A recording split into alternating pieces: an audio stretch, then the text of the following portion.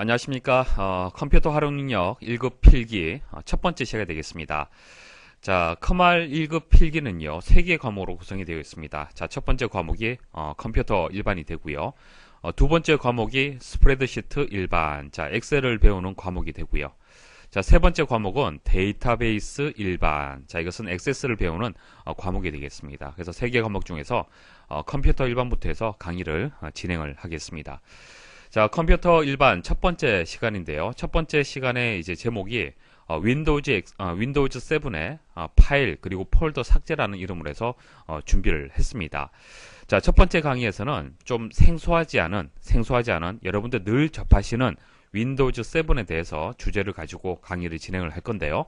근데 대부분 출판된 교재를 보시거나 다른 강의를 보시면요. 과목 자체가 컴퓨터 일반이기 때문에 컴퓨터에 대한 기본적인 내용들, 그러니까 컴퓨터의 정의, 컴퓨터의 뭐 특징, 컴퓨터의 뭐 역사, 컴퓨터의 뭐 분류, 컴퓨터의 뭐 구성, 자, 대부분, 자, 이런 내용을 가지고 첫 번째 강의가 진행이 될 겁니다.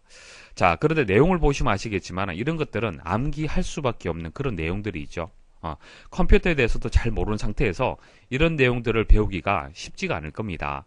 그래서 저는 암기 위주의 강의가 아닙니다. 이해를 해서 응용을 할 수 있도록 그렇게 강의가 진행이 될 겁니다. 그래서 여러분들이 늘 접하시는 컴퓨터에서 윈도우즈 7을 기준해서 먼저 설명을 드리고, 그리고 윈도우즈 7을 배우다 보면은 컴퓨터의 정의, 특징, 역사는 자연스럽게 이해가 되는 거예요. 그러니까 암기를 하는 것이 아니라 자연스럽게 이해가 될 수 있도록 강의가 진행이 될 겁니다. 근데 왜 대부분의 강의라든지 출판 교재에서 왜 이 내용을 먼저 설명을 드리냐면요. 자, 그것은 출제 기준에서 그렇게 나와 있기 때문에 그래요. 커말 출제 기준을 보시면요. 컴퓨터 시스템의 개요, 그 다음 원리, 개념, 기능, 분류, 형태, 뭐 표현 처리, 구성, 구조, 생각만 해도 복잡합니다. 그죠? 자, 이런 것들은 다 암기를 할 거리들이 되는 겁니다. 그래서 이런 내용들을 먼저 공부하지 마시고요. 우리가 늘 접하는 윈도우즈 7을 공부를 해서 이런 내용들이 자연스럽게 이해가 될 수 있도록, 자, 그런 순서대로 진행을 하겠습니다. 그래서 대부분의 이제 그 강의를 들으시는 그 회원님들이 이제 비전공하신 분들이죠. 초보자인 분들이 상당히 많습니다. 그래서 그런 분들의 이제 눈높이에 맞춰서 강의를 진행을 하겠습니다. 자, 컴퓨터 일반 첫 번째 강의의 이제 목차 되겠습니다. 자, 목차를 설명드리면은, 이번 시간에 어떤 내용을 배우는 거구나. 전체적인 흐름을 여러분들 이해하기 쉽겠죠. 첫 번째 강의이기 때문에 컴퓨터 일반에 대한 학습 설계를 먼저 제가 말씀을 드리겠습니다. 금방 말씀드렸지만은 쉬운 내용부터 강의가 진행이 될 거예요. 쉬운 내용부터 해서 실습을 하면서 충분히 여러분들이 개념 이해를 할 수 있도록. 그래서 개념 이해를 하시면요. 자연스럽게 암기할 거리들이 줄어듭니다. 암기를 하지 않는다 하더라도 문제를 풀 수 있는 그런 힘을 키울 수가 있습니다. 그래서 학습 설계 먼저 설명드리고요.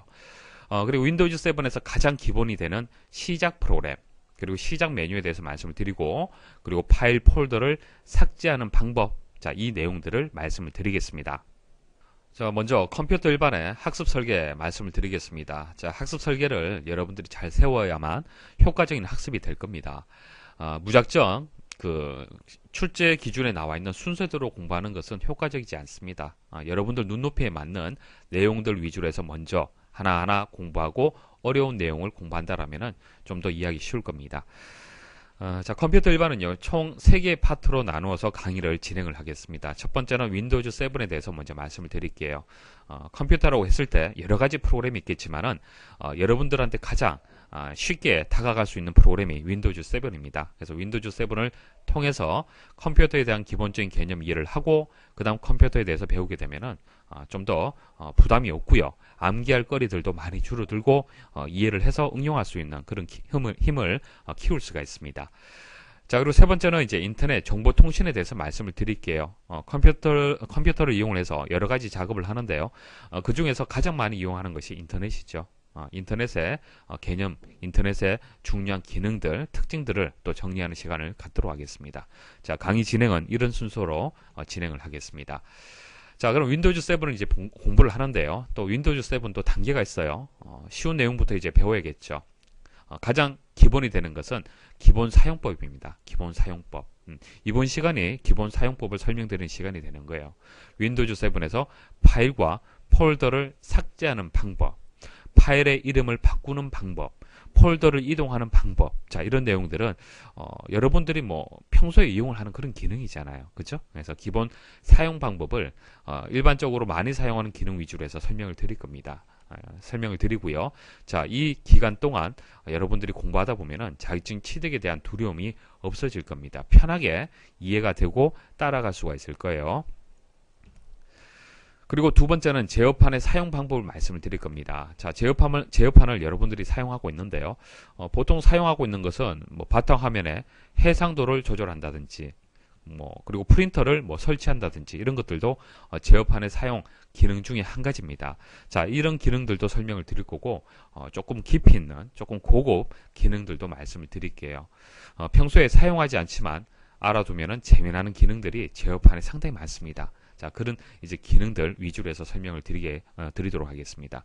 그래서 제어판을 제대로 이제 이용을 한다, 활용할 수 있다라고 하면은 여러분들은 그때는 초보자가 아닙니다. 초보자가 아니고요. 파워 유저라고 볼 수가 있어요. 그래서 여러분들이 파워 유저가 될 수 있도록 그렇게 설명을 드리겠습니다. 그리고 세 번째는 이제 운영체제. 자, 윈도우즈 7이 되는데 운영체제에 이제 또 개념이 있어요. 자, 운영체제. 그리고 부팅. 자, 이런 개념에 대해서 말씀을 드릴 겁니다. 부팅이라는 것은, 본체에 보시면은, 자, 이런 버튼이 있죠. 이 버튼. 자, 이 버튼이 이제 전원 버튼이 되는데요. 자, 이 전원 버튼은요, 1과 0을 기호로 표시를 한 겁니다. 1과 0. 자, 컴퓨터는 1과 0을 이용해서 모든 작업이 이루어지는 겁니다. 1은 전원이 들어왔다. 0은 전원이 들어오지 않았다. 그런 의미가 있는 겁니다. 그래서 대부분의 전자장치들을 보시면은 전원 버튼은 이렇게 생겼을 거예요. 자, 그 의미가 이것은 1, 이거 0 이런 의미가 있습니다. 그래서 전원을 이제 넣게 되면 1, 전원이 이제 꺼지게 되면 0 이런 의미가 있습니다. 그래서 이 버튼을 클릭을 하고요. 이제 전원이 입력이 되고 바탕화면이 이제 보일 때까지의 그 과정, 그것을 우리는 부팅 과정이라고 얘기를 합니다. 여러분들이 전원 넣으면은 바탕화면이 바로 보인다라고 생각을 하죠. 사실은 컴퓨터 내부적으로 상당히 복잡한 작업들이 이루어집니다. 자, 그 내용들도 시험에 출제가 되기 때문에 말씀을 드리겠습니다.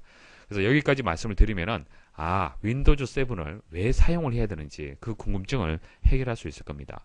자, 한번 생각을 해보십시오. 자, 컴퓨터를 이용을 하는데 윈도우즈 7이 없다라고 한번 생각을 해보십시오. 자, 없으면은 컴퓨터를 이용할 수 있습니까? 이용할 수 없어요. 인터넷 이용할 수 있습니까? 이용할 수 없죠. 늘 사용을 하다 보니까 중요성에 대해서 여러분들 잊어버릴 수가 있는데요. 사실 윈도우즈 7이 엄청나게 많은 일들을 하고 있어요. 그래서 윈도우즈 7을 왜 사용을 해야 되는지 그 궁금증이 해결이 될 겁니다. 자, 이렇게 해서 이제 윈도우즈 7을 이제 공부하게 되면은 컴퓨터의 전반적인 개념 이해가 자연스럽게 될 거고요. 이제 깊이 있는 컴퓨터에 대해서 설명을 드려도 따라올 수가 있는 겁니다. 첫 번째 컴퓨터의 이제 기초를 말씀을 드릴 겁니다. 자, 사람과 사람이 의사소통을 할 때는 언어를 이용을 하잖아요. 그렇죠? 언어를 이용을 해서 사람과 사람이 의사소통을 합니다. 그럼 컴퓨터는 사람하고 어떻게 또 그 의사소통을 할까요? 자, 그런 내용들 내부적으로 어떻게 처리가 되는지 표현하는 방법이라든지 그런 것들을 말씀을 드릴게요. 자, 그리고 컴퓨터는 하드웨어와 소프트웨어로 크게 구분이 됩니다. 하드웨어는 딱딱한 장치. 여러분들이 지금 보고 있는 모니터도 하드웨어죠. 그리고 컴퓨터 본체 내에 있는 프로세서, CPU라고 얘기를 하고 중앙 처리 장치라고 얘기를 하는데요. 사람으로 치자면 두뇌의 역할을 하는 아주 중요한 장치가 있습니다. 컴퓨터 장치 중에서 가장 비싼 고가의 장치가 되겠죠. 그리고 기억 장치가 있습니다. 메모리, 하드디스크 한 번씩 들어보셨죠. 그리고 출력 장치, 모니터도 있고 프린터도 있고 키보드, 마우스 이런 여러 가지 장치들이 있습니다. 자, 그런 장치들을 통틀어서 우리는 하드웨어다 그렇게 얘기를 하고요. 소프트웨어는 쉽게 프로그램 생각하시면 됩니다. 소프트웨어 분류 이런 것들을 배울 거예요. 대표적인 것이 이제 R집이라는 프로그램 있죠. 여러분들 압축하기 위해서 사용하는 프로그램이 있습니다. 자, 그런 R집이 소프트웨어 분류에서는 어떻게 분류가 되는지, 자, 그런 것들 말씀을 드릴 거고. 그리고 프로그래밍 언어. 자, 자바라는 대표적인 프로그래밍 언어가 있는데요. 여러 가지 프로그래밍 언어가 있는데 이런 프로그래밍 언어를 이용하게 되면은 어플리케이션 프로그램을 만들 수가 있습니다. 쉽게 말씀드리면은 윈도우즈 7을 만들 수가 있어요. 프로그래밍 언어를 이용해서 윈도우 7을 만들 수가 있습니다. 그러니까 프로그램을 만들기 위한 또 다른 프로그램이다. 그렇게 보시면 됩니다. 자, 그 다음 웹 프로그래밍 언어. 자, 웹은 인터넷을 뜻하는 것이죠. 인터넷. 그래서 홈페이지 만든다. 그렇게 생각하시면 됩니다. 홈페이지 만드는 프로그래밍 언어가 웹 프로그래밍 언어다. 자, 이런 소프트웨어에 대해서 설명을 드릴 거고요. 그리고 PC를 관리하는 방법, 자, 업그레이드하는 방법, 문제를 예방하는 방법, 이런 것들 또 설명을 드릴 겁니다. 자, 전반적으로 컴퓨터에 대해서 이제 이해가 또 될 거고요. 그 다음 인터넷, 정보통신에 대해서 또 들어갑니다. 자, 통신의 기초. 자, 아날로그 신호가 무엇이냐, 디지털 신호가 무엇이냐. 자, 한 번씩 들어보셨죠? 차이점 있는데요. 무엇이 다른지 설명을 드릴 겁니다. 자, 그리고 인터넷 서비스 프로토콜이라는 게 있습니다. 자, 프로토콜은 우리가 뭐 규약, 약속이다 그렇게 얘기를 하는데요. 인터넷을 하기 위한 서로 간에 지켜야 할 약속을 얘기를 하는 겁니다. 한번 생각을 해보십시오. 여러분들이 사용하고 있는 컴퓨터는 삼성 컴퓨터고요. 인터넷을 하고 있는 상대방 컴퓨터는 LG 컴퓨터를 이용을 하고 있어요. 자, 두 개의 컴퓨터가 서로 다른데 어떻게 통신이 이루어질까요? 서로 다른 제품이지만은 통신을 하기 위해서는 약속, 프로토콜을 맞춰줘야 됩니다. 그 약속을 얘기를 하는 거예요. 그래서 FTP 약속, 규약이 있고요. 텔넷, 이메일, www 이게 인터넷, 월드 와이드 웹, 인터넷이 되는 것이죠. 그래서 파일을 전송하기 위한 약속, 텔넷, 원격 접속하기 위한 약속, 메일을 보내기 위한 약속, 인터넷을 사용하기 위한 약속, 이런 것들을 또 배우게 될 겁니다. 자, 이런 통신을 하기 위한 장비들도 있겠죠. 통신 장비, 뭐 모뎀이라든지 라우터라든지 뭐 지금은 생소할 수 있는데요. 이런 장치들이 있어요. 역할을 살펴보도록 하고요. 그리고 인터넷 주소, 우리가 우편을 주고받기 위해서 여러분들의 댁에 집 주소가 있듯이 여러분들 컴퓨터에는 인터넷 주소가 있습니다. 인터넷을 하기 위한 내 컴퓨터의 주소 관련된 내용 또 설명을 드릴 겁니다. 자, 멀티미디어. 자, 멀티미디어도 시험에 출제가 되는데요. 자, 인터넷을 할 때 단순히 텍스트만 서로 주고받는 것이 아니죠. 물론 메신저를 이용하게 되면은 텍스트를 주고받을 수 있지만은 이 텍스트 외에 파일도 주고받을 수도 있고 동영상도 주고받을 수 있잖아요. 그죠? 그래서 동영상 같은 경우에는 뭐 AVI, 뭐 DVIC, MPEG 이런 형식들이 있을 겁니다. 그다음 이미지, 그림도 있죠. 그림. 뭐 JPEG, GIF. 그다음 사운드도 주고받을 수 있죠. 이런 것들을 우리는 멀티미디어다 그렇게 말합니다. 자, 인터넷을 선을 연결해서 할 수도 있지만 무선으로 또 연결해서 쓸 수 있죠. 무선 인터넷.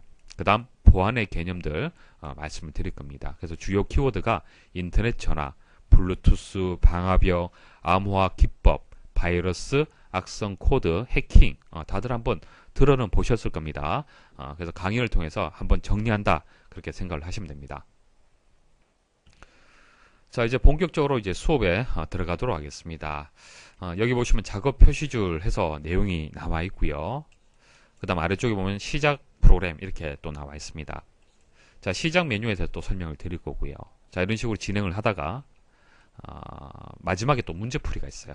해당 문제를 바로 풀이를 해드릴 겁니다. 그리고 또 내용이 나와요. 파일 폴더 삭제하는 방법도 설명을 드리고 그리고 또 뒤에 문제풀이하는 그런 순서대로 진행을 하겠습니다. 자, 강의를 활용하는 방법 제가 한번 설명을 드려볼게요. 금방 말씀드렸다시피 강의 구성은요. 단순히 이론만 설명드리는 것이 아닙니다. 자, 이론만 무조건 공부하게 되면은 그 현장의 감이 없어져요. 그러니까 문제를 풀이할 수 있는 힘하고요.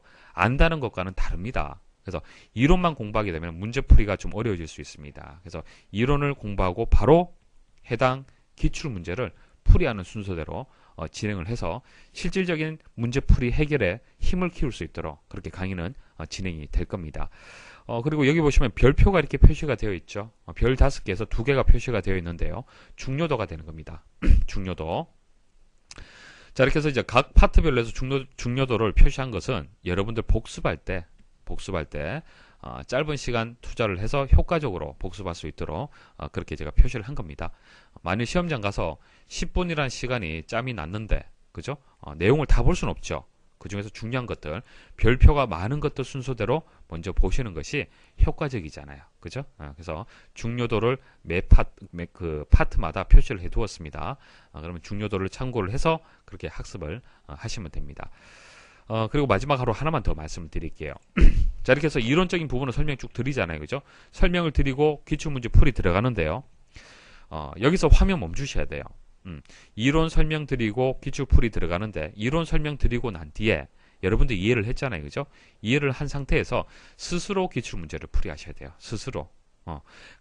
해설 강의를 바로 듣게 되면은 당연히 이해가 되죠.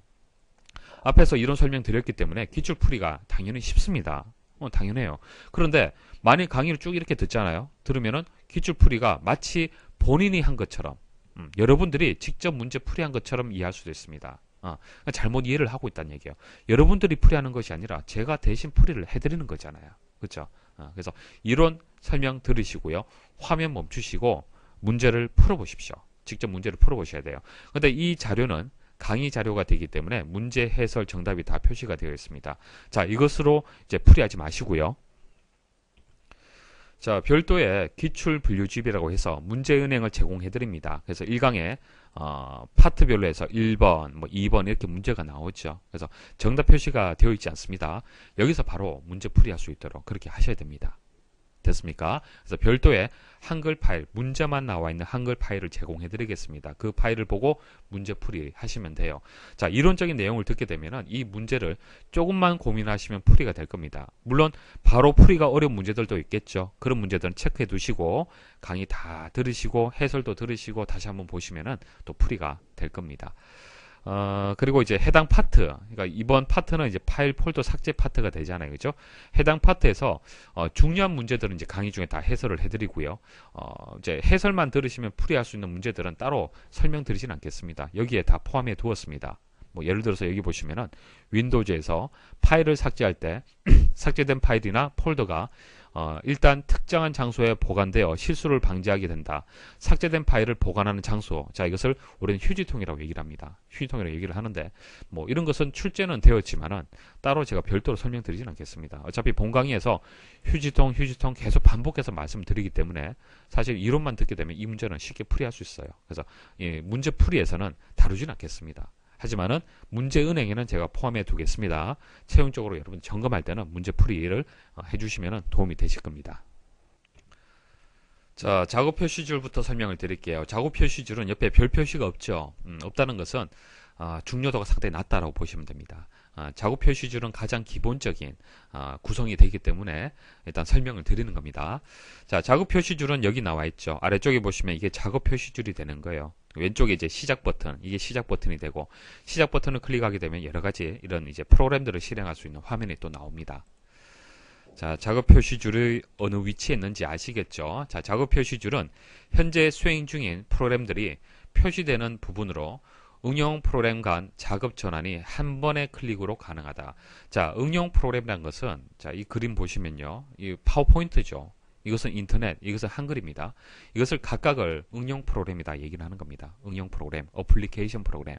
자, 이것을 바로 클릭 한 번으로 해서 바로 전환할 수 있잖아요. 그것을 얘기를 하는 겁니다. 자, 작업 표시줄의 이제 구성을 말씀을 드리면은 제일 왼쪽에 있는 것이 시작 단추예요. 그리고 여기 나와 있는 것이 빠른 실행 아이콘이 되는 겁니다. 물론 바탕화면에 보면은 아이콘이 있는데 바탕화면의 아이콘은 더블 클릭을 해서 실행을 하죠. 근데 작업 표시줄에 있는 빠른 실행 아이콘은 한 번만 클릭을 해서 바로 실행을 할 수 있습니다.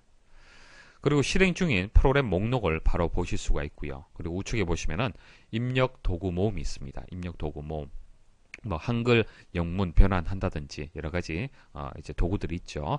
그다음 이제 시간이라든지 날짜를 볼 수 있는 알림 영역, 다른 말로 시스템 트레이라고 얘기를 합니다. 시스템 트레이. 뭐 시험에는 시스템 트레이라고 나올 수도 있고 알림 영역이라고 나올 수도 있습니다. 그리고 바탕화면 보기는 바탕화면에 바로 이제 변환하시려면은 제일 오른쪽에 보면은 바탕화면 볼 수 있는 이제 버튼이 있습니다. 자, 보세요. 자, 여기 보시면 이 부분 있죠. 이 부분을 클릭하게 되면 바탕화면 바로 이동이 돼요. 자, 이렇게 프로그램 실행을 했잖아요. 그죠? 실행한 상태에서 이 부분을 클릭하면은 바탕화면으로 바로 이동이 됩니다. 자, 요거는 뭐 금방 설명을 드렸기 때문에 자, 이건 뭐 정리된 내용인데 한번 보시면 되고요. 특징 한번 보도록 하겠습니다. 특징 같은 경우에는 시험에 나올 수도 있겠죠. 자, 작업 표시줄의 위치를 상하, 좌우 자유롭게 배치 가능하다. 보통 아래쪽에 있는데 위치 바꿀 수 있습니다. 자, 이런 특징들은 제가 실습으로 바로 보여드리겠습니다. 자, 현재는 작업 표시줄에 하단에 있습니다. 하단에 있는데요. 이것을 위치를 바꿀 수가 있습니다. 근데 위치를 바꾸려면은 작업 표시줄 잠금 설정을 취소를 해줘야 돼요. 현재는 마우스로 클릭하고 드래그 해도 이동이 안 됩니다. 이동이 안 되는데요.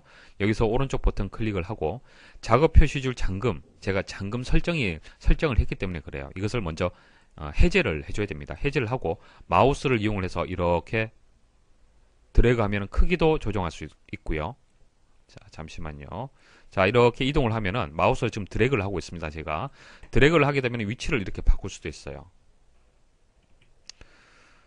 자, 그래서 좌우 표시줄의 위치를 상하 좌우 자유롭게 배치 가능하다 이해하시겠죠?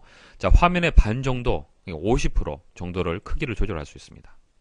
이 정도 반 정도 크기를 늘릴 수가 있고요. 그래서 뭐 많이 시험에서 화면의 반 정도가 아니고 화면의 뭐 30%까지 크기 조절할 수 있다. 그거 틀렸죠? 시험에 그렇게 나올 수는 있습니다. 자동 숨김 기능이 있다. 자, 오른쪽 버튼 클릭을 해서 자, 속성에 가시면은 여러 가지 설정할 수 있습니다. 뭐 작업 표시줄 잠금 할 수 있고요. 바로 작업 표시줄 자동 숨기기가 있습니다. 클릭을 하고 확인 버튼 누르시면은 어떻게 됩니까? 숨김 처리가 되죠. 마우스를 다시 위치를 그쪽으로 이동을 해주면 보여지고 떼게 되면 또 숨김 처리가 되는 겁니다. 이렇게 했을 때는 바탕화면을 좀 더 크게 활용을 할 수가 있겠죠. 자, 속성에 가서 다시 체크를 해제를 하겠습니다.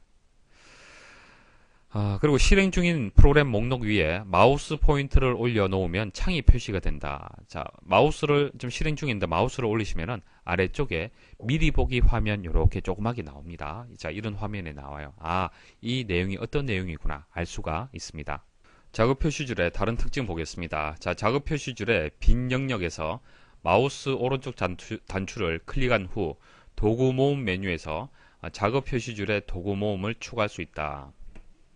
자, 여기 빈 영역이 있죠. 오른쪽 버튼 클릭을 하십시오. 클릭을 하고 도구 모음으로 이동을 해서 여기서 선택을 할 수 있다는 얘기예요.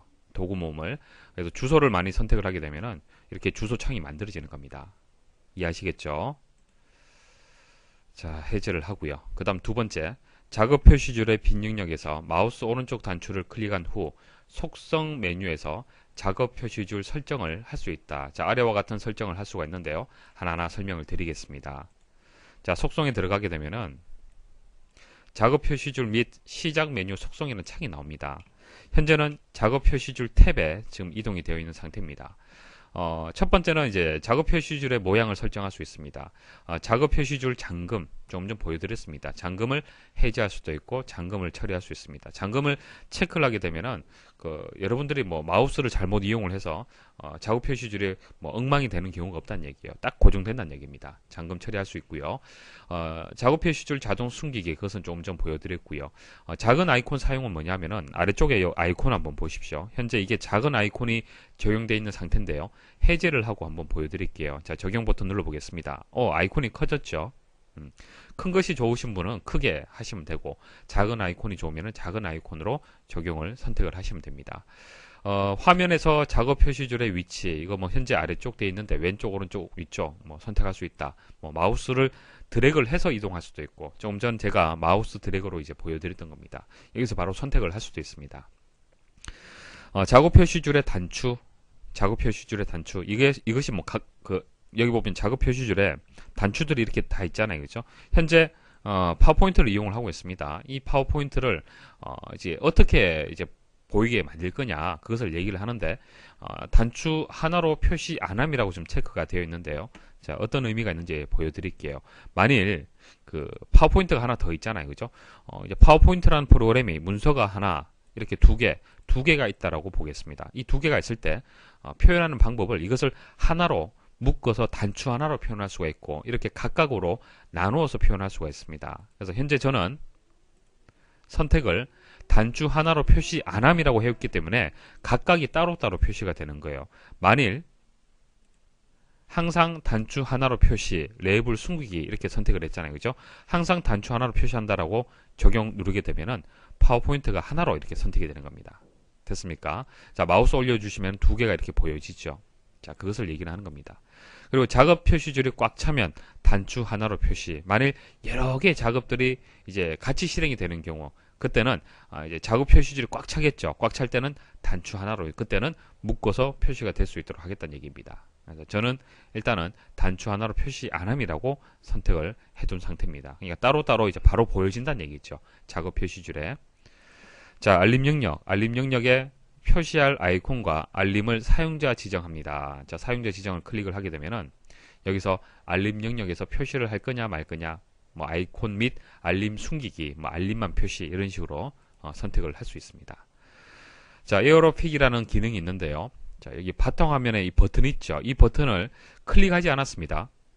자, 마우스만 올려주시면은 바탕화면을 이렇게 밀어보기 형태로 해서 보실 수가 있습니다. 자, 그 부분을 체크할 수도 있고 체크를 해제할 수도 있습니다.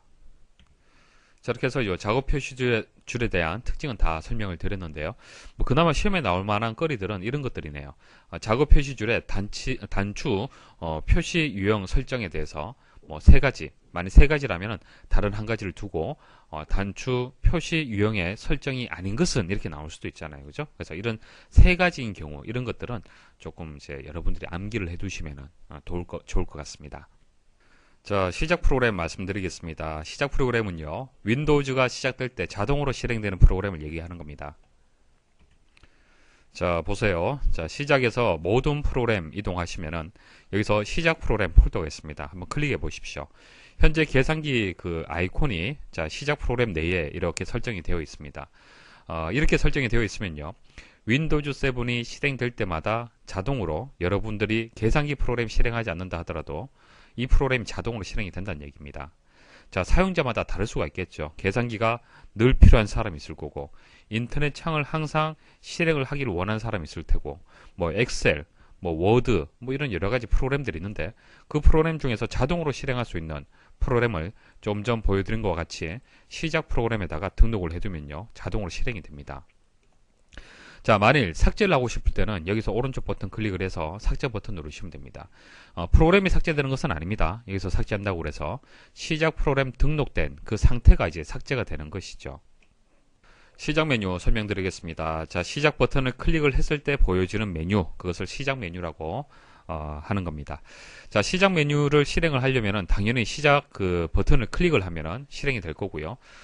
또 다른 방법은 컨트롤하고 ESC 키를 같이 누르시면 됩니다. 이것을 단축키라고 얘기를 하는데 시험에 나옵니다. 어떤 기능하고요, 단축키하고 연결해서 맞느냐 틀리냐 묻는 문제가 출제가 됩니다. 그래서 컨트롤 ESC는 시작 메뉴다, 그렇게 기억을 하셔야 됩니다. 제가 좀 키보드에서 바로 한번 입력을 해 볼게요. 자, 컨트롤 키 누르고 ESC 같이 눌렀습니다. 같이 누르게 되면 이렇게 시작 메뉴를 보실 수가 있습니다. 자, 이런 것들은 암기를 하셔야 되는데 좀 더 쉽게 암기를 하시려면 시자를 생각하시면 돼요. 그리고 각각의 키의 첫 글자를 한번 생각을 해 보십시오. 자, 발음이 비슷하죠. 자, 이런 식으로 기억을 하시면은 오래 기억을 할 수가 있습니다. 자, 각각의 이제 그 기능들 설명을 좀 드릴게요. 자, 1번 영역에는 고정된 프로그램이 되는 겁니다. 그러니까 여기서부터 여기까지가 프로그램 목록이 되는데요. 이렇게 가는 선이, 이렇게 구분선이 있습니다. 자, 여기 보시면은 여기 구분선이 있죠. 네이트온하고 시작 사이에 보면은 구분선이 있습니다. 위쪽은요, 고정된 프로그램, 아래쪽은 자주 실행한 프로그램, 이렇게 영역이 나뉩니다. 자, 고정된 프로그램은요, 항상 시작 메뉴 맨 위쪽에 위치하며 실행 빈도가 높은 고정 프로그램 목록이다. 그러니까 여기 보면 노트패드라고 이제 메모장이 이렇게 되어 있는데요. 메모장은 자주 사용하더란 얘기예요. 자, 시작 누르시면은 여기 네이트온 있죠. 뭐 노트패드도 마찬가지고 네이트온도 마찬가지입니다. 만일 네이트온을 자주 사용을 한다, 그러면 이것을 이렇게 여기에 고정된 프로그램에 설정하지 않으면은 모든 프로그램에 가서 해당 그 프로그램을 찾아야 돼요. 그죠? 매번 찾아야 됩니다. 그럼 불편하잖아요. 시간도 많이 걸리고. 그래서 이런 식으로 위쪽에다가 고정된 프로그램 영역에다가 이렇게 고정을 시키는 겁니다. 자, 그럼 아래쪽 영역은요, 자주 실행한 프로그램이 되는 겁니다. 그러니까 최근에 자주 실행을 했다는 얘기는 앞으로 실행할 가능성이 높은 거잖아요. 그죠? 그래서 사용자가 최근에 자주 실행한 프로그램 목록을 여기다가 등록이 되도록 그렇게 할 수가 있습니다. 그래서 프로그램 목록은 고정된 항목 목록하고 자주 사용하는 프로그램 목록, 이렇게 두 부분으로 나뉘게 됩니다. 1번하고 2번으로 나뉘게 돼요. 자, 3번 점프 목록 열기. 자, 노트패드라면 노트패드 뭐 파일 하나만 우리가 이용한 게 아니겠죠. 여러 개의 프로그램을 이용을 했을 겁니다. 그래서 이 버튼을 클릭을 하면은 목록을 보실 수가 있습니다. 자, 한번 보세요. 자, 노트패드에서 이 부분을 클릭을 하면은 최근 항목들을 이렇게 또 보실 수가 있습니다. 자, 이것을 점프 목록이라고 얘기를 하고요. 자, 4번. 자, 여기서 모든 프로그램이죠. 설치된 모든 프로그램의 목록을 등록 표시할 수 있습니다. 자, 5번 이 부분은 검색 상자가 됩니다. 검색 상자, 뭐 파일이나 폴더나 프로그램 이런 것을 검색할 수 있어요. 그래서 커말, 여기다 커말 입력하고 검색 버튼 누르면은 커말 이름을 가지는 파일, 폴더, 프로그램 이런 것들을 검색을 할 수 있습니다. 자, 그리고 프로그램을 바로 실행할 수도 있어요. 만일 cmd라고 입력을 하잖아요. 그죠? cmd 하고 검색 누르잖아요. 그죠? 그러면 cmd 이름을 가지는 파일, 폴더, 프로그램을 검색할 수도 있지만은 이거 윈도우즈 7에 있는 cmd라는 프로그램을 바로 실행할 수도 있습니다. 자, 여기서 커말 한번 입력을 해볼게요. 자, 커말 입력을 하면요. 위쪽에 파일 리스트가 쭉 나오죠. 좀 더 자세하게 보려면 이 부분을 클릭을 하면 됩니다. 클릭을 하면 좀 더 자세하게 이제 목록을 이렇게 보실 수가 있습니다. 자, 그리고 cmd라고 입력을 해볼게요. 자, cmd라고 입력을 하면 cmd하고 관련된 파일들 그리고 프로그램이 이렇게 나뉘어서 보여지죠. 자, cmd라는 것은 프로그램의 이름이 되는 겁니다. 프로그램 실행하는 파일 이름이에요. 자, 클릭을 하면은 이런 창을 보실 수가 있습니다. 이것은 다음에 다시 한번 또 설명을 드리겠습니다. 자, 그래서 이제 시작 메뉴 영역에서 왼쪽 영역을 설명을 드렸습니다. 자, 오른쪽 영역 다시 설명을 또 드릴게요. 자, 오른쪽 영역을 보시면 위쪽에 KWS라고 되어 있는 것은 매번 다릅니다. 저는 제 이름의 첫 글자를 따서 KWS라고 해서 계정을 하나 만들었고 그 계정으로 로그인 되어 있는 상태이기 때문에 이렇게 표시가 되는 겁니다. 그래서 6번은 로그온한 사용자 계정, 사용자 이름이 되는 겁니다. 자, 사용자 계정이 무엇인지 이런 것은 다음에 또 설명을 드릴게요. 그래서 이 부분을 클릭을 하면 사용자 계정이 지정되며 개인 폴더가 열리게 됩니다. 자, 7번 문서, 사진, 음악. 자, 문서 파일, 사진 파일, 음악 파일을 각각 저장할 수 있는 폴더를 얘기를 합니다. 이것을 라이브러리 파일이라고 폴더라고 얘기를 합니다. 그래서 라이브러리 폴더가 각각이 열리게 됩니다.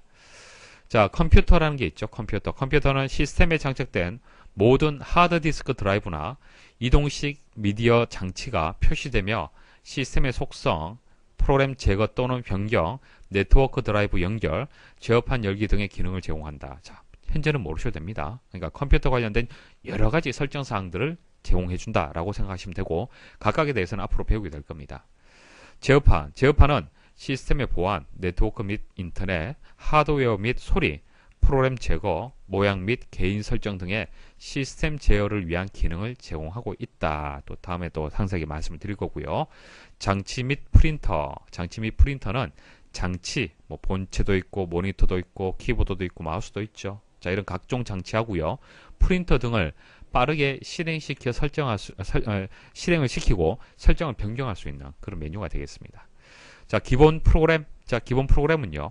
기본적으로 사용할 프로그램을 선택한다. 이런 겁니다. 만일 AVI 확장자를 가지는 파일들이 있겠죠. 1.AVI라는 파일이 있어요. 그럼 이 파일을 더블 클릭을 했을 때 프로그램이 실행이 되잖아요.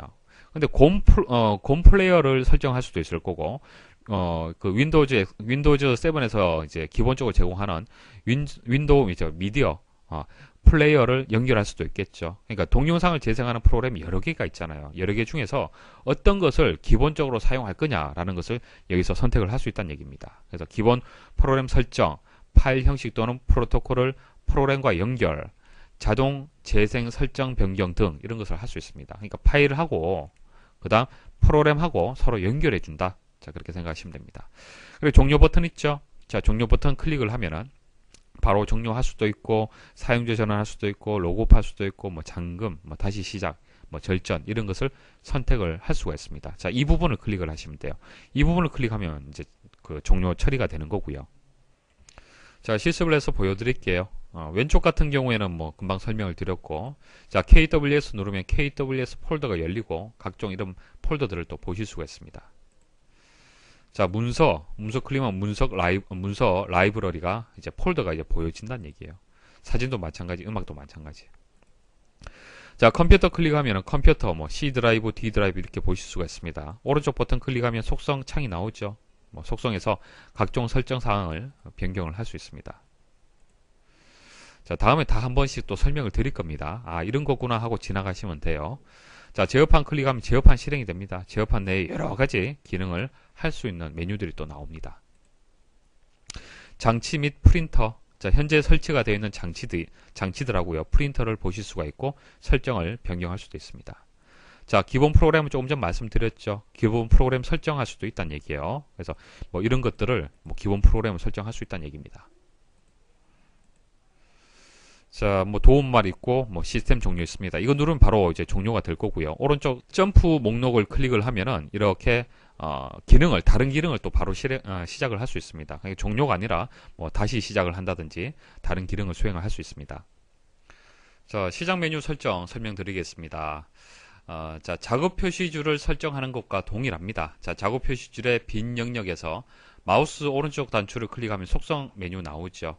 거기서 설정을 합니다. 그래서 작업 표시줄 탭에서는 작업 표시줄에 대한 설정을 하고요. 시작 메뉴 탭에서는 시작 메뉴에 대한 그 설정을 하는 겁니다. 자, 보여드릴게요. 자, 여기서 빈 영역에다가 오른쪽 버튼 클릭. 자, 속성으로 갑니다. 그러면 탭이 작업 표시줄 탭이 있고 시작 메뉴 탭이 있습니다. 자, 시작 메뉴 탭에 가서 첫 번째 사용자 지정 한번 보도록 하죠. 자, 사용자 지정에 클릭을 하게 되면은 시작 메뉴에 링크, 아이콘 및 메뉴의 모양과 동작을 사용자 지정할 수 있습니다. 이런 내용이 있습니다. 쭉 목록이 여러 가지가 있는데 하나만 제가 한번 보여드릴게요. 자, 시작 버튼 누르고요. 지금 시작 메뉴 이것을 지금 설정을 얘기를 하는 겁니다. 자, 여기서 노트패드 위쪽에 마우스를 제가 지금 올려볼게요. 자, 올리면은 하위 메뉴가 안 나오죠. 하위 메뉴가 보여지도록 하려면 이 점프 목록을 클릭을 해야만 하위 목록이 나옵니다.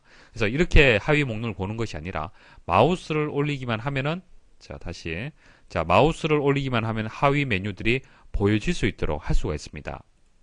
자, 여기 보시면은 마우스로 가리킨 후 기다리면 하위 메뉴 열기 이 부분을 체크를 하시고요. 자, 그리고 다시 한번 볼게요. 자, 마우스 올리면은 클릭하지 않았지만은 자동으로 하위 목록이 보여지는 겁니다. 이런 것을 설정을 할 수 있다는 얘기예요. 자, 이해를 하시겠죠? 자, 그리고 아래쪽에 보시면은 시작 메뉴 크기를 설정을 할 수 있습니다. 이 부분은 잘 들으십시오. 두 가지를 설정할 수 있는데요. 표시할 최근 프로그램의 수, 현재는 10개로 되어 있고요. 점프 목록에서 표시할 최근 항목 수 10개로 되어 있습니다. 무슨 뜻이냐면은 여기서 자, 최근에 사용한 프로그램 목록이죠. 하나, 둘, 셋, 넷, 다섯, 여섯, 일곱, 여덟, 아홉, 10개죠. 이렇게 10개의 목록이 보여지는 것은 조금 전 그 화면에서 10개로 설정을 했기 때문에 그렇습니다. 자, 그리고 자, 이 버튼을 클릭을 했을 때 하위 메뉴가 나오죠. 자, 점프 목록을 누르게 되면 하위 목록이 나오잖아요. 그죠? 그것도 설정을 했기 때문에 그 숫자에 맞도록 보여지는 겁니다. 물론, 이제 최대값이 10으로 설정을 했기 때문에, 더 이상 뭐 열린 노트패드 프로그램이 없다라면 목록은 뭐 좀 현재 하나, 둘, 셋, 넷, 다섯, 여섯, 7개밖에 보여지지 않는데, 추가로 노트패드 작업을 했다라면 여기 또 목록이 추가가 될 겁니다. 자, 그것을 얘기를 하는 겁니다. 자, 시험에는 이 내용이 나올 수도 있습니다. 자, 시작 메뉴 크기 설정에서 표시할 최근 프로그램의 수가 0에서 30까지 설정할 수 있습니다. 그리고 점프 목록 표시할 항목 수가 60개까지 설정할 수 있어요. 자, 이런 식으로 숫자로 나오게 되면은 뭐 이거 10개, 뭐 이거 50개 이런 식으로 나올 수도 있잖아요. 그죠? 그래서 정확하게 30개, 60개라고 기억을 하셔야 됩니다. 자, 전원 단추 동작 보겠습니다. 전원 단추 동작이 현재 시스템 종료라고 되어 있죠. 여기서 선택할 수 있습니다. 자, 클릭을 하면 시스템 종료로 되어 있잖아요. 그죠? 자, 이것을 바꿀 수 있다는 얘기예요. 자, 사용자 전환 적용을 하고요. 그럼 사용자 전환으로 보여지는 겁니다. 자, 시스템 종료로 다시 돌리고요. 자, 그리고 개인정보하고 관련된 선택사항이 있습니다. 최근에 사용한 프로그램을 저장하고 시작 메뉴에 표시한다. 그러니까 뭐 기본적으로 사용한 프로그램이 이렇게 나오는데 이제 개인 컴퓨터는 상관이 없지만은 여러 명이 같이 이용하는 공용 컴퓨터 같은 경우에는 본인이 사용한 프로그램을 노출하기를 꺼리는 경우가 있을 겁니다. 그런 부분을 선택을 한다는 얘기예요. 자, 최근에 사용한 항목을 저장하고 시작 메뉴 및 작업 표시줄에 표시를 한다. 이런 것들도 이제 선택을 할 수 있습니다. 자, 이론 설명 다 끝났고요. 이제 기출문제 풀이하겠습니다. 화면 멈추시고 여러분도 스스로 꼭 풀이를 하셔야 됩니다. 그래야만 실력을 향상을 시킬 수가 있습니다. 무조건 풀이하는 강의만 들으시면 절대로 안 됩니다. 자, 1번 문제 설명을 드릴게요. 자, 3번 출제된 문제가 되겠습니다. 다음 중 한글 윈도우즈 7의 시작 메뉴에 관한 설명으로 옳지 않은 것은 1번 시작 메뉴를 표시하기 위한 바로가기 키, 자, 단축키를 얘기를 하는 건데요. 자, 바로가기 키가 Alt 더하기 ESC, Alt하고 ESC를 같이 눌러라 그런 뜻인데, 자, 시작 메뉴를 바로 표시하는 것은 앞에 C자를 기억을 해라 그렇게 말씀을 드렸습니다. 그래서 C, E 기억하시면 되겠죠. 그래서 Ctrl, ESC를 같이 눌러 주셔야 됩니다. 자, Alt, ESC는 좀 달라요. 자, Alt ESC는요, 실행 중인 프로그램들 간에 작업을 전환하는 그런 단축키가 되는 겁니다. 자, 키보드에서 Alt 키를 누른 상태에서 ESC 한번 눌러 보십시오. 자, 창이 바뀌었죠, 지금. 아래쪽에 보시면은 파워포인트 창 하나, 그 다음 인터넷 창 하나, 이렇게 두 개의 창이 있습니다. 작업이 있는데요. 다시 Alt 키 누른 상태에서 ESC 다시 한번 눌러 보십시오. 또 한번 눌러 보십시오. 자, 누를 때마다 작업이 전환이 되죠. 자, 그래서 1번이 정답이 되고요. 자, 2번 보겠습니다. 시작 메뉴에 있는 자주 사용하는 프로그램의 바로가기 목록을 삭제하여도 실제 프로그램은 삭제되지 않는다. 당연하죠. 자, 시작 메뉴 눌러서 이 부분에 있는 뭐 계산기다. 그럼 오른쪽 버튼 클릭을 해서 이제 이 목록에서 제거할 수 있습니다. 그런데 이 목록에서 제거를 했다고 해서 계산기 프로그램이 없어지는 것은 아닙니다. 자, 계산기 프로그램은 그대로 있습니다. 자, 이렇게 보조 프로그램 내에 보면은 계산기 프로그램은 있어요. 그러니까 프로그램이 삭제되는 것이 아니라 바로가기가 삭제가 되는 것이죠. 그러니까 바로가기라는 것은 이런 겁니다. 자, 현재 컴퓨터에 이 바로가기 아이콘이 있죠. 자, 바로가기 아이콘은 왼쪽에 이렇게 화살표 모양이 있습니다. 자, 화살표 모양이 있고요. 이것을 삭제한다고 해서 그 원본 파일이 지워지는 것은 아닙니다. 단지 이 그 실행 파일로 해서 빨리 이동하기 위한 바로가기 키가 되는 것입니다. 바로가기 아이콘이 되는 것이죠. 그래서 2번은 맞는 설명이고요. 자, 3번 응용 프로그램의 아이콘을 시작 단추 위에 드래그 앤 드랍 하면 시작 메뉴에 고정된 항목 목록에 해당 프로그램을 추가할 수 있다. 자, 보여드릴게요. 자, 이 파일이 있어요. 그죠? 자, 파일이 있습니다. 이 파일을 드래그 해서 시작 메뉴 이 부분에서 마우스 버튼을 떼십시오. 떼시면은 자, 고정 영역에 이렇게 해당 파일에 바로가기가 등록이 됩니다. 여기서도 마찬가지죠. 이것을 삭제한다고 해서 원본 파일이 지워지는 것은 아닙니다. 자, 동그라미 4번 작업 표시줄 및 시작 메뉴 속성창에서 시작 메뉴에 링크, 아이콘, 메뉴 모양 및 동작을 사용자가 지정할 수 있다. 자, 오른쪽 버튼 클릭하면 속성 갈 수 있고요. 작업 표시줄 및 시작 메뉴 속성 창이 있죠. 자, 이 창에서 작업 표시줄 탭에서는 작업 표시줄과 관련된 설정을 할 수가 있고요. 자, 시작 메뉴 탭에서는 시작 메뉴와 관련된 설정을 만들 수가 있습니다. 자, 여기 보시면은 시작 메뉴에 링크, 아이콘에서 설명이 나오죠. 자, 이 설명이 되겠습니다. 그래서 4번은 맞는 설명이죠. 2번 다음 중 한글 윈도우즈 7의 사용법으로 옳지 않은 것은 1번 시작 메뉴를 실행할 때는 해당 메뉴를 마우스 왼쪽 단추로 클릭한다. 이거 당연하죠. 왼쪽 단추로 해서 클릭을 하면 실행을 할 수가 있습니다.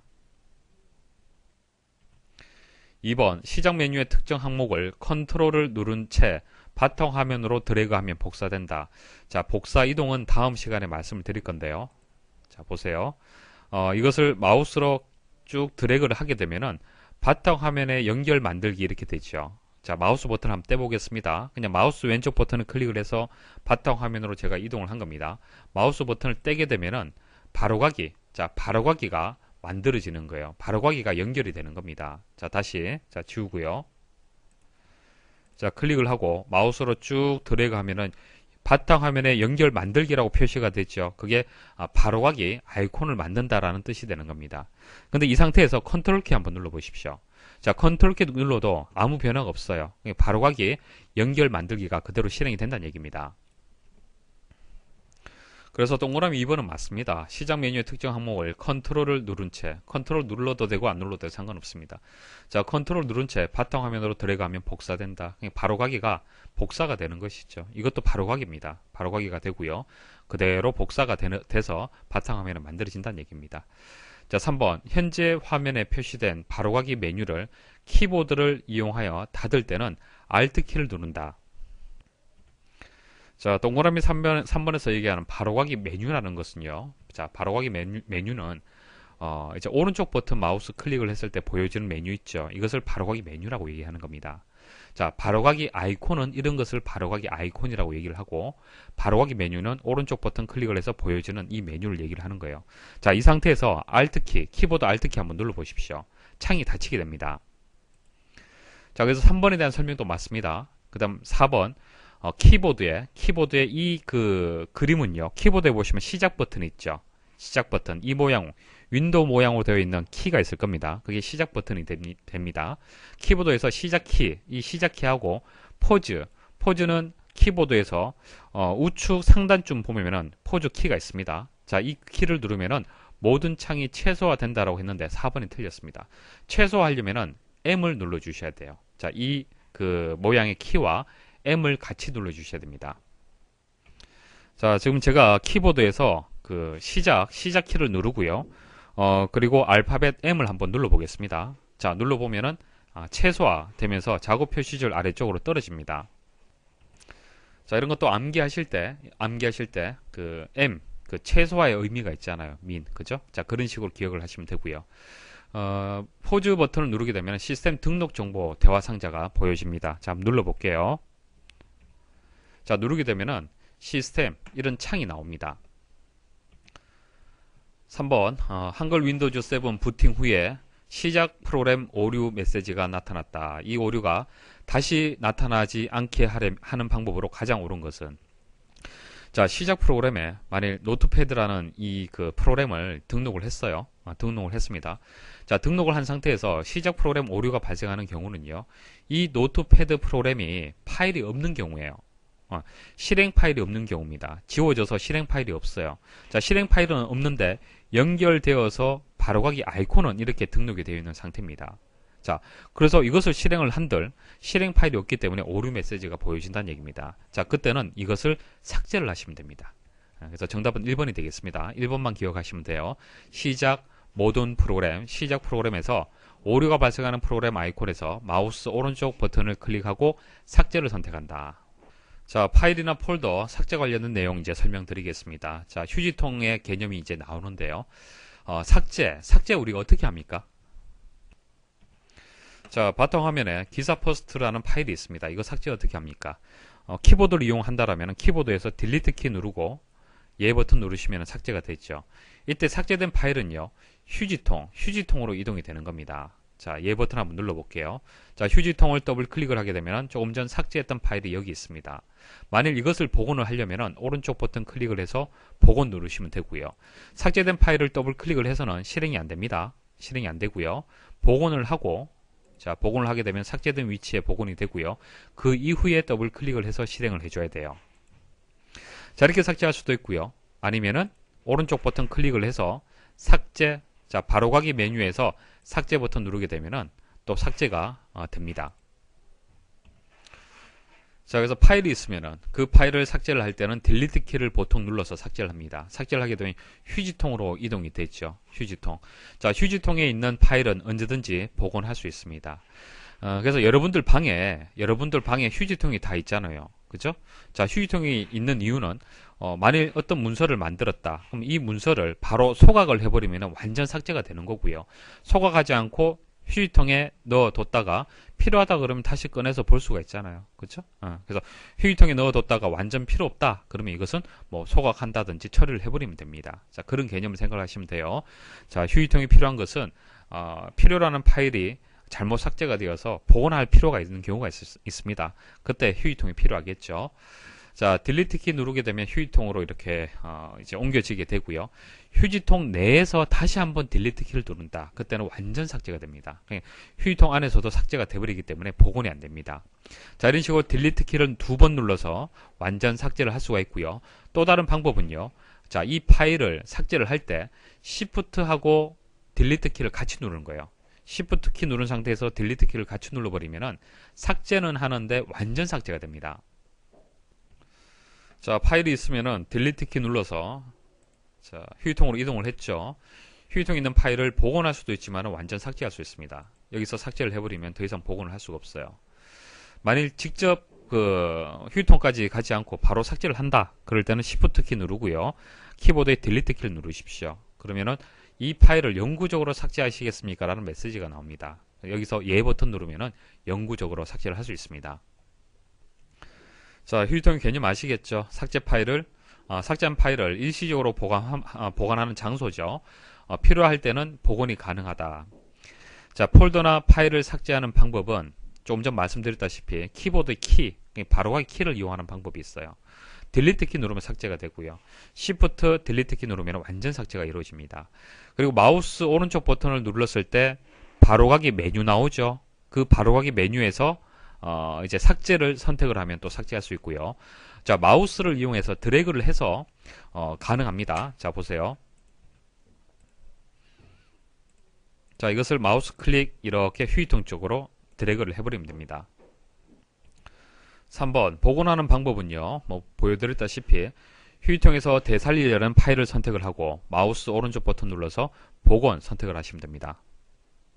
자, 그리고 주의할 점은 휴지통에 있는 파일을 복원하기 전에는 바로 실행 안 됩니다. 복원하고 그 다음 실행을 해야 돼요.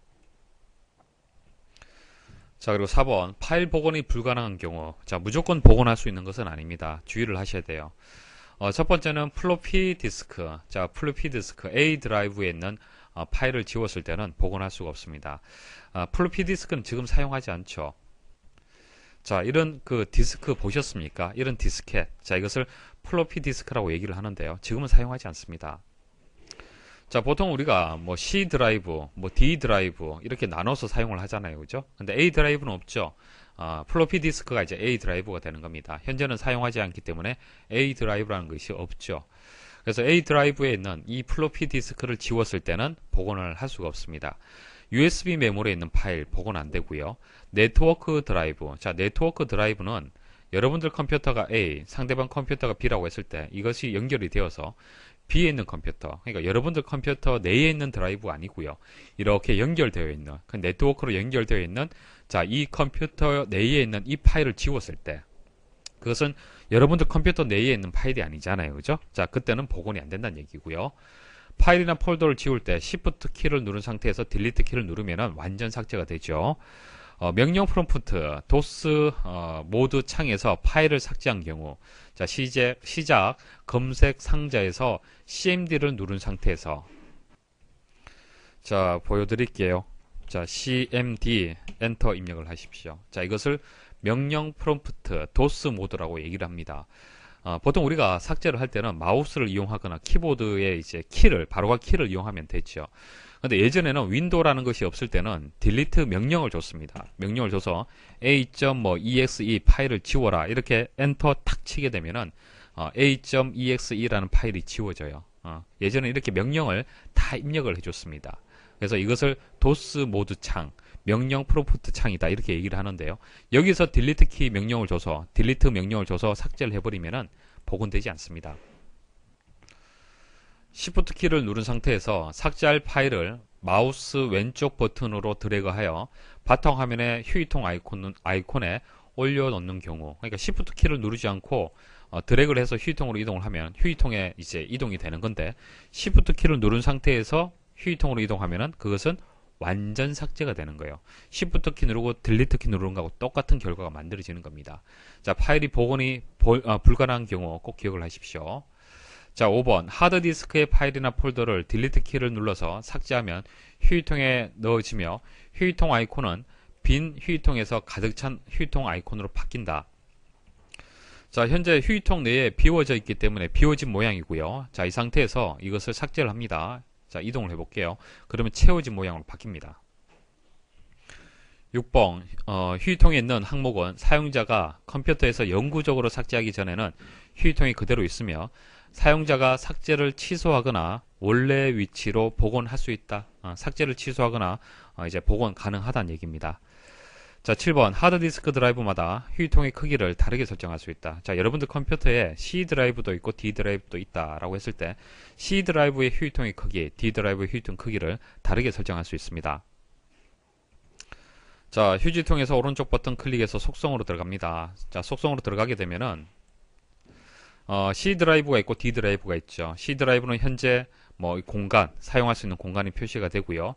아래쪽에 보면은 선택한 위치에 대한 설정에서 사용자 지정 크기, 자, 크기를 지정할 수가 있습니다.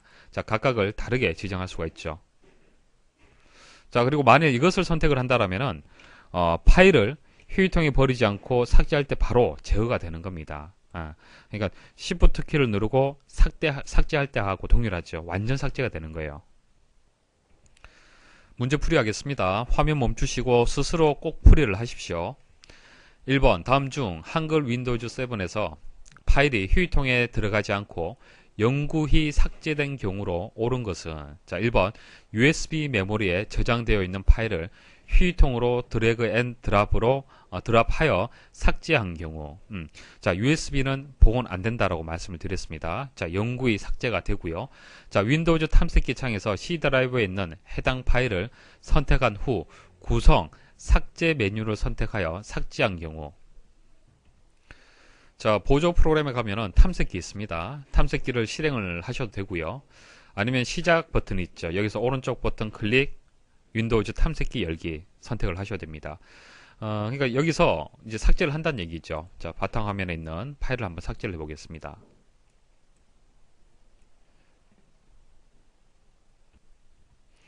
삭제할 파일을 선택을 하고요. 자, 메뉴에 보면은 구성이 있습니다. 자, 구성에서 삭제 있습니다. 자, 삭제를 클릭을 하면은 휴지통에 버리시겠습니까? 이런 메시지가 나와요. 이 말은 영구적으로 삭제하지 않는다는 얘기죠. 자, 얘 버튼 누르시면은 휴지통으로 이렇게 이동이 되는 겁니다. 그래서 2번은 영구 삭제가 아니죠. 휴지통으로 이동이 되는 겁니다. 지금 우리가 찾는 것은 영구히 삭제되는 경우. 그래서 1번이 일단 정답인데 나머지를 지금 살펴보고 있는 겁니다. 바탕화면에 있는 해당 파일을 선택한 후 딜리트 키를 눌러서 삭제한 경우, 자, 이거 휴지통으로 이동이 되고요. 바탕화면에 있는 해당 파일의 바로가기 메뉴에서 마우스 오른쪽 버튼 클릭하게 되면 바로가기 메뉴 나옵니다. 자, 삭제를 선택할 경우에도 휴지통으로 이동이 됩니다. 그래서 1번이 정답이 되겠습니다. 자, 2번 다음 중 한글 윈도우즈 7에서 휴지통에 관한 설명으로 옳지 않은 것은, 자, 1번 하드디스크 파일이나 폴더를 딜리트 키를 눌러서 삭제하면 휴지통에 넣어지며 휴지통 아이콘은 빈 휴지통에서 가득 찬 휴지통 아이콘으로 바뀐다. 맞죠? 설명드렸고요. 2번 휴지통에 보관된 실행형 파일은 복원이 가능하며 복원하기 전에도 실행시킬 수 있다. 안 된다고 말씀을 드렸습니다. 일단 그 삭제된 파일은요, 휴지통에 있는 상태에서 복원하고 난 뒤에 실행을 할 수가 있습니다. 3번 윈도우즈에서는 각각의 파티션이나 하드디스크에 휴지통을 하나씩 할당한다. 자, 각각을 하나를 할당을 하기 때문에 사이즈도 바꿔줄 수 있다는 얘기입니다. 자, 휴지통에 있는 항목은 사용자가 컴퓨터에서 영구적으로 삭제하기 전까지는 휴지통에 그대로 있으며 사용자가 삭제를 취소하거나 원래 위치로 복원할 수 있다. 맞는 설명이죠. 그래서 여기서는 2번이 정답이 되겠습니다. 3번 다음 중 휴지통에 대한 설명으로 옳지 않은 것은 1번 플로피 디스크, USB 메모리, 네트워크 상에서 삭제된 경우는 휴지통에 보관되지 않고 영구적으로 삭제된다. 맞죠? 하드디스크가 분할되어 있거나 컴퓨터에 여러 개의 하드디스크를 가지고 있는 경우 각 휴지통의 크기를 다르게 지정할 수 있다. 보여드렸고요. 휴지통 내에서 보관된 파일은 바로 사용할 수 없다. 이것은 복원하고 난 뒤에 사용을 해야 되죠. 자, Shift 딜리트로 파일을 삭제하면 해당하는 파일이 휴지통으로 일시적으로 저장되어 복원시킬 수 있다. 자, Shift가 들어가면 완전 삭제예요. 그래서 4번이 정답이 되겠습니다. 자, 이렇게 해서 이제 첫 번째 강의에 설명드릴 내용을 다 이제 마치도록 하겠습니다. 자, 시작 프로그램 말씀드리고 시작 메뉴 말씀드렸고요. 파일 폴더 삭제하는 방법 말씀을 드렸는데, 자, 이런 내용들은 여러분도 잘 모르신다라면 실습을 해보셔야 돼요. 그렇죠? 실습을 해보는 것이 가장 좋습니다. 자, 이렇게 해서 이제 첫 번째 강의를 마치도록 하겠습니다. 수고하셨습니다.